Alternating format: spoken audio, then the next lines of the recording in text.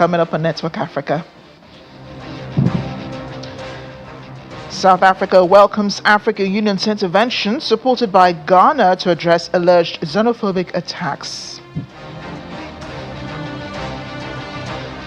Another 150 batch of Ghanaian nationals arrived in Kotoka International Airport in Accra. Plus,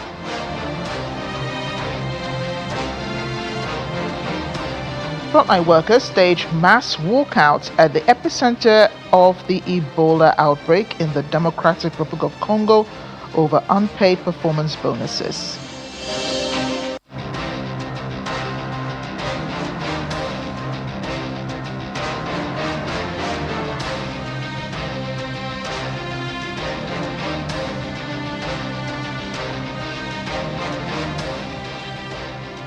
Hello and welcome to the program. I'm Amarachi Ubani. Before we get into Network Africa today, let's begin with a review of major news and headlines on the continent over the weekend. On Saturday, a wave of sixth-generation wildfires swept through several states in northern and central Algeria, causing major damage to property and land as firefighters battled to curb their spread.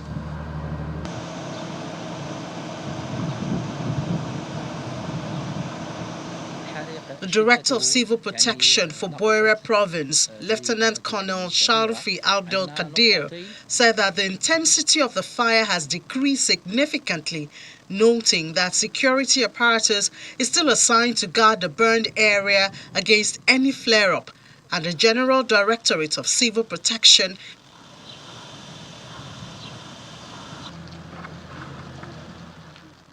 has been reinforced with aerial support during these 6 days since the outbreak of the fire.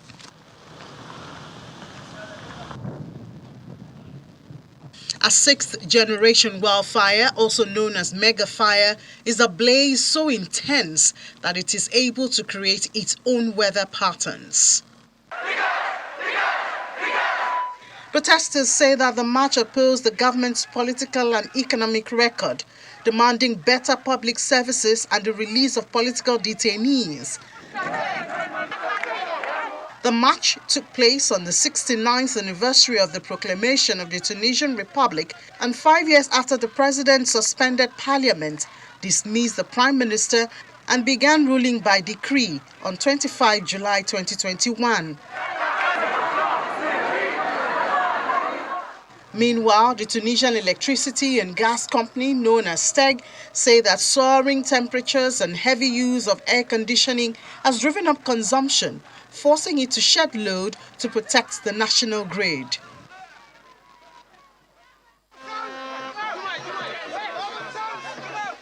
Still on Saturday, Senegalese President Bassirou Faye launched a new political party, Kirae, Republican Patriots, in Dakar, formalizing his split from former ally.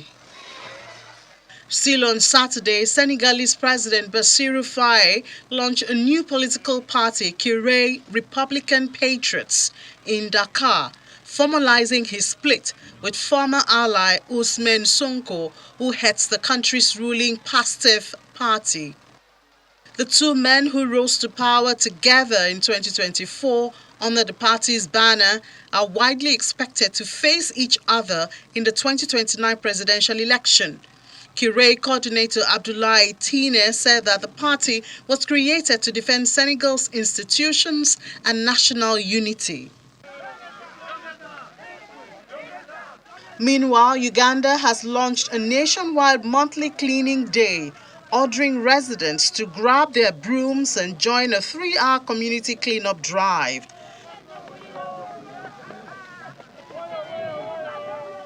According to the Prime Minister, the National Cleaning Day initiative will run from 7 a.m. to 10 a.m. on the last Saturday of every month. During the period, all Ugandans are expected to participate in organized cleaning activities within their communities, including roads, health facilities, drainage systems, markets, places of worship, schools, and other public places.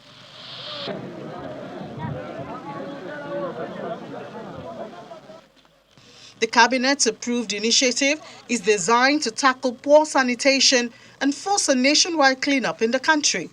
She adds that the Ministry of Health figures show around 33 children die every day from diseases linked to poor sanitation and hygiene. We're in South Africa now, where authorities are investigating the death of a Nigerian, Ibe Simon, who collapsed while being arrested by police in Cape Town last week. According to the independent body that oversees police conduct in the country, initial post-mortem results show that Simon sustained multiple bruises and abrasions to his back and chest. In a statement, the Western Cape Police said Simon died while being placed under arrest, adding that he allegedly became unwell and collapsed. Meanwhile, Nigeria's Consul General in Johannesburg, Ninikanwa Oke Uche, said her country was deeply appalled by what she described as egregious police tactics that led to Simon's death. She's called for a transparent investigation and alleged there was an alarming pattern of unresolved extrajudicial killings, deaths, and unacceptable misconduct against foreign nationals. The 42-year-old's death comes amid heightened tensions between South Africa and Nigeria over allegations that Nigerians have been targeted in xenophobic attacks. Earlier this month, South African authorities confirmed the death of another Nigerian in June under similar circumstances. But the South African government has welcomed the African Union's intervention, supported by Ghana, to address alleged xenophobic attacks. Speaking at a media briefing in Pretoria, Minister of International Relations and Cooperation Ronald Lamola said that while the conversation is around immigration, the root causes must also be addressed. Furthermore, while some undocumented foreign nationals still want to be repatriated, the government says more than 72,000 foreign nationals have left the country since June 2026. The same way you want to deal with South Africa, it must be dealt with all other countries. But already, as South Africa, we have said we are prepared to engage with the fact-finding mission of the African Union. We are prepared with all those processes. So this debate at this stage, to take it at that level, and we have said that we will welcome it if it does happen. We can take that debate to deal with it in a comprehensive way. But we think that at this stage, it may still be a bit premature, particularly when reports have to be processed, where we have to engage with the Commission to respond and all that. But we will handle the matter and deal with it in those platforms of the African Union. The midterm Executive Council meeting of the African Union is starting on Tuesday.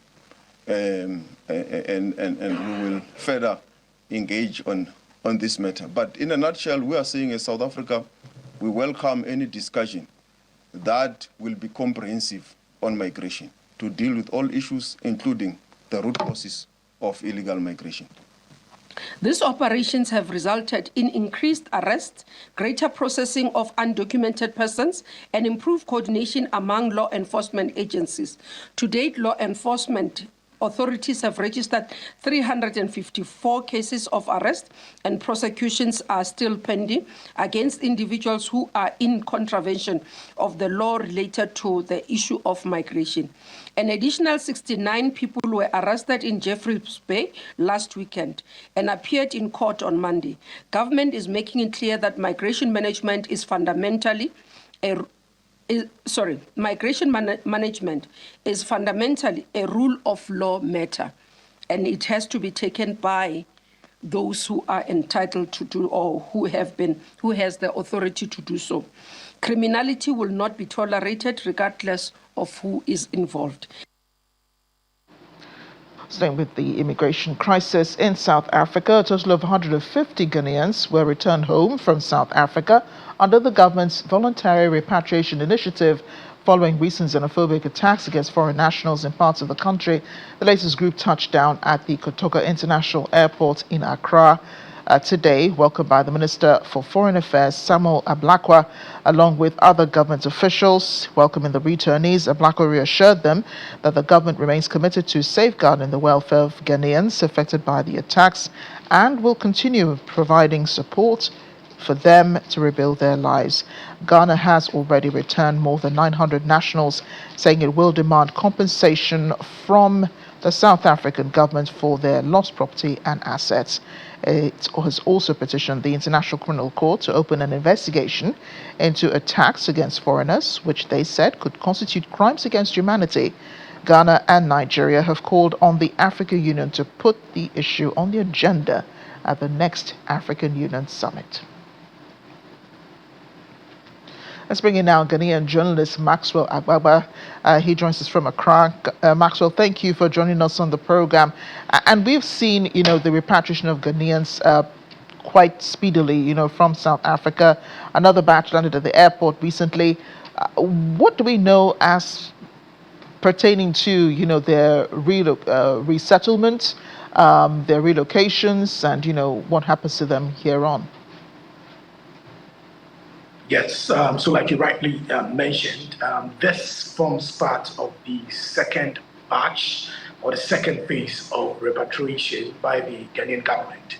And we know that the first phase of the repatriation brought home more than 900 Ghanaians. And now, after a course of some weeks, the government has started another round of repatriation, forming the second phase of repatriation. We've had the first batch of 150 persons arriving at the Accra International Airport just some hours ago. Now, the Foreign Affairs Minister, Samuel Kujicha was there, together with other government officials who welcomed them and told them that they should feel at home and that they shouldn't really feel like this is a displacement, but it's rather the homecoming for them. He reiterated that the government has always been concerned about the welfare of Ghanaians living outside the country, and that no Ghanaian outside has ever been orphaned, and that the government is going to make sure that their interests and their well-being is protected.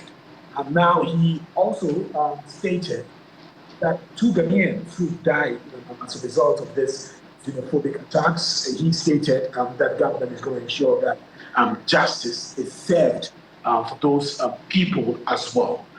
So that's the assurance he's been given to the 150 Ghanaians who arrived at the Accra International Airport today. He also thanked the Church of Pentecost in Pretoria and Johannesburg. We told that the church actually offered a premises for some of the fleeing Ghanaians to occupy. They are accommodated them until the repatriation exercise, which is now brought them to Ghana. So he was also very grateful to the Church of Pentecost in Pretoria and Johannesburg for providing a space to accommodate them within the period. So, Maxwell, we're seeing this running theme, amongst those who are being returned, those who are accepting to be voluntarily repatriated to the various countries, not to feel like they did anything wrong. They were forced out, by the government of South Africa. But we also see the Ghanaian government going a step further, petitioning the ICC about crimes against humanity by the South African people. Who carried out these xenophobic attacks on their fellow Africans, and then also pushing for the issue to be raised at the African Union. Why is this important to President John Mahama? And we've seen the other African countries just laid back regarding, raising these issues on more international platforms. Well, we've seen a lot of condemnation from the Ghanaian government, like you rightly mentioned. We've seen the petition to the International Criminal Court, ICC. Let me say that that petition on the 15th of July, it's actually coming from two private individuals who are Ghanaians who are petitioning the ICC to look into the matter because they say that they think that it's crime against humanity. So on that individual level, that is happening.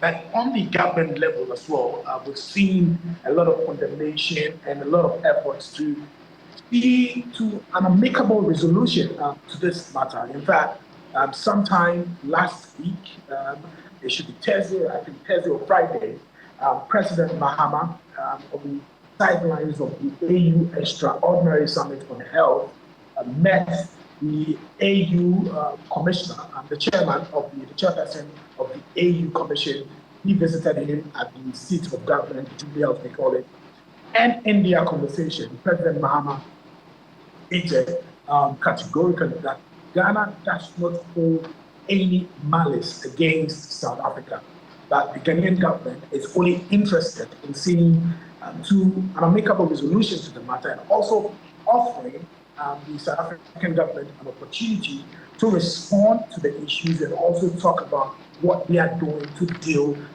with the menace. President Mahama appealed to the chairperson of the AU Commission that they have actually petitioned the AU to put the matter on the agenda of the African Union during its next summit.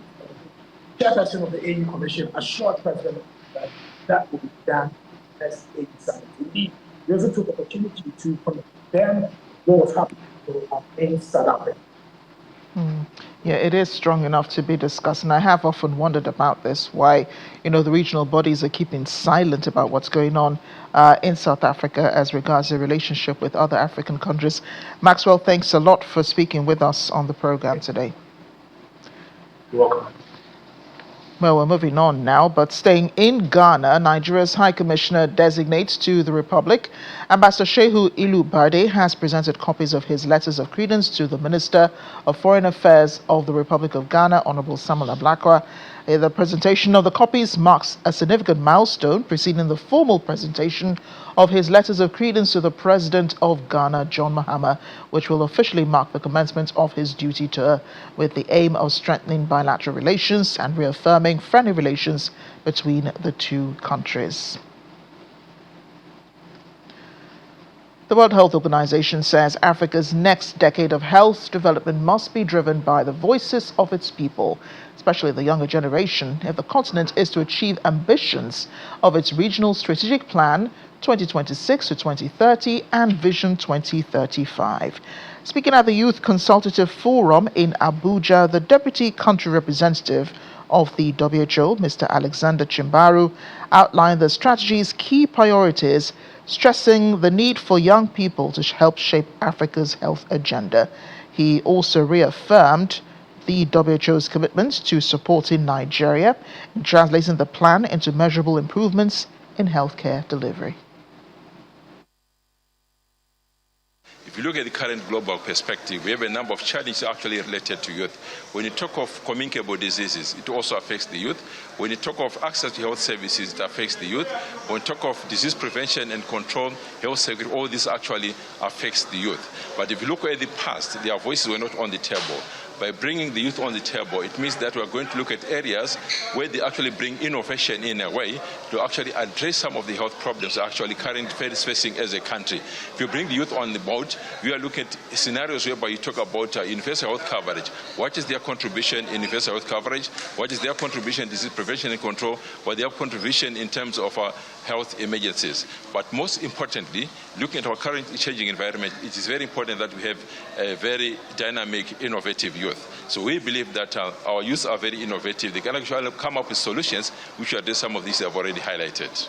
To be actually adaptive in a process, we look at the strategies of all the countries in place. But in this particular case, we're looking about strategy in Nigeria, and then we fit our support into the strategy developed by the Ministry of Health and Sanitation. That is how we normally fit into country support. But going beyond that, we do have a specific department which looks at issues of youth, in this particular case, health system strengthening. They have an officer who is actually related to developing the capacities of the youth, identifying their challenges, and actually incorporating their thinking, their perspectives into all the strategies. Staying with health matters, around 100 Ebola response workers in the Democratic Republic of Congo have walked off the job in Bunia, paralyzing operations at a major treatment center as the country battles its 17th outbreak of the deadly disease. Hygiene workers, surveillance agents, community outreach teams, and other frontline personnel also joined the strike, demanding 2 months of unpaid performance bonuses. They said they were risking their lives every day by treating patients, tracing contacts, and carrying out safe burials without receiving the monies owed them. The walkout disrupted medical and support services at the facility in Ituri province, the epicenter of the outbreak. Meanwhile, health authorities say they are addressing the payment backlog and plan to introduce measures, including mobile payments.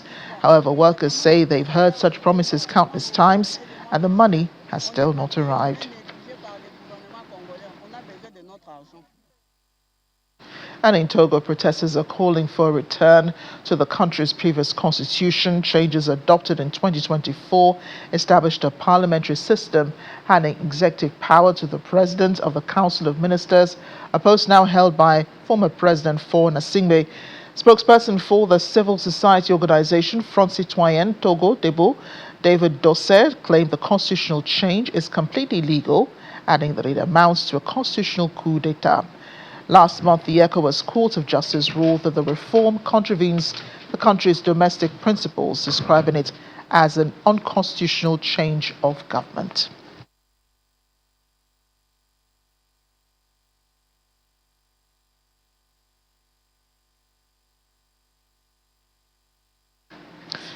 The race for who becomes UN Secretary General is still on, and joining the race, most recent member is Ugandan diplomat Olara Otunu, who's joined the race to become the next leader. The former UN Under Secretary General, who served as a special representative for children and armed conflict, was nominated by Kampala. He is just 75 years old and is the oldest of the current candidates to replace Antonio Guterres, whose mandate as Secretary General comes to an end on December 31st after 2 5-year terms in the post. The other potential successors in the running are from Chile, Ecuador, Argentina, Costa Rica, Guyana, and Senegal's Macky Sall. At the end of this month, 15 members of the UN Security Council are due to hold their first closed-door anonymous vote on their preferences among the candidates. The first straw poll will be followed by an unspecified number of similar votes until one person secures the required 9 votes without a veto from any of the 5 permanent members: the United States, Britain, China, France, and Russia.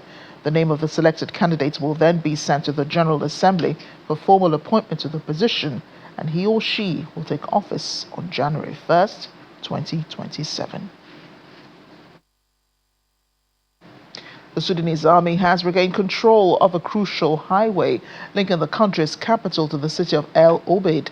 It comes after the army's rival paramilitary Rapid Support Forces amasses troops around El Obeid for months. 2 military sources reported that the RSF has now been pushed west of the highway. Although the highway to Khartoum is still closed to civilians, the army advance opens a second supply route to El Obeid, according to a military source. The conflict between the soldiers, the Sudanese army, and the RSF broke out on April in 2023. Aid workers estimated has claimed more than 200,000 lives, but reports add that it has also triggered the world's largest hunger crisis. Now, Africa's longest graffiti wall is drawing visitors to Cotonou, transforming a former port wall into an open-air celebration of Benin's history, culture, and religious diversity. There it is. Manager of Adotour 229, Romain Jaffan, highlighted that more than 50 artists transformed the port wall into an open-air museum in 2021, with each artwork reflecting Benin's past, present, and cultural heritage. The tour guide Juvenal Ai said some murals highlight Yoruba traditions and the spiritual role of talking drums in Vodun Belize. The mural was launched during the 2022 edition of the annual Ife Grand Festival and has since expanded in successive phases, bringing together Beninese and international artists to transform the Port of Cotonou wall into an open-air gallery celebrating the country's history, culture, and spirituality.